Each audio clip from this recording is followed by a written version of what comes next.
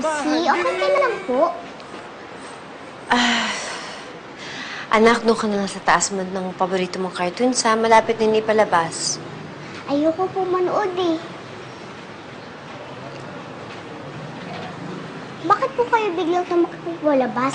May problema po ba? Anak, wala naman. May nakalimutan lang kami bigyan ng papeles kay Miss Didit, kaya bigla kami lumabas. Pero huwag mo nang problemahin yan, anak. Ganun po ba? Kinabahan po ako kanina. Akala ko po may tao sa labas para kunin ako at ilayo sa inyo.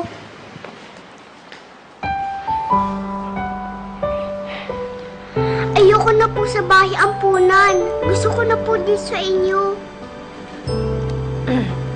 Anak, huwag kang matatakot. Dahil dito ka lang sa bahay, kasama ko at ang paps mo. Talaga po, Mamsi? Promise ko sa'yo yan. Hindi ko hahayaan na may maghihiwalay sa ating dalawa. Hmm?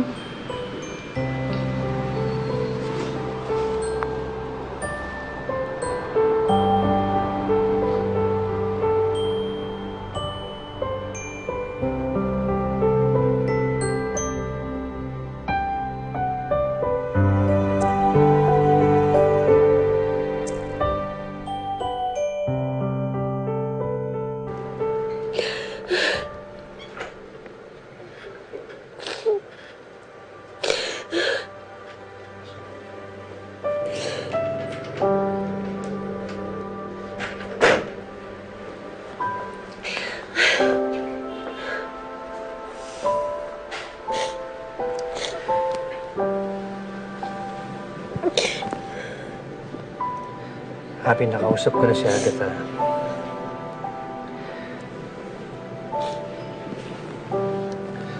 Ang importante, nasa atin pa din si Katkat. Tahan na yan. Pero paano kung magsumbong si Agatha sa DSWD? Paano kung sabihin niya yung totoo? Hindi siya pwedeng mawala sa akin. Ayoko rin mawala si Katkat. Napalapit na rin yung bata sa akin. Gagawin ko lahat para malusutan tong gusot na to. Anong balak mo?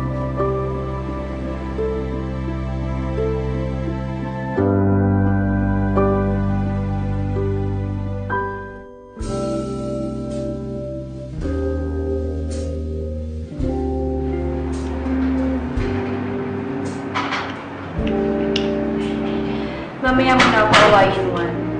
I'm having my dinner. Baka masira ang appetite ko. Agatha, hindi ako pumunta dito para makipag-away sa'yo. Papayag na ako sa gusto mo. Hindi na kita iiwan.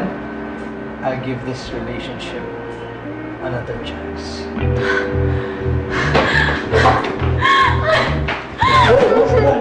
Easy with the knife. Sorry. I just got carried away. I'm so happy, Juan. Hindi mo ito pagsisisihan. And I promise, I will be the best girlfriend in the world. And you know what? Let's just forget na lang lahat na nangyari. And continue our relationship.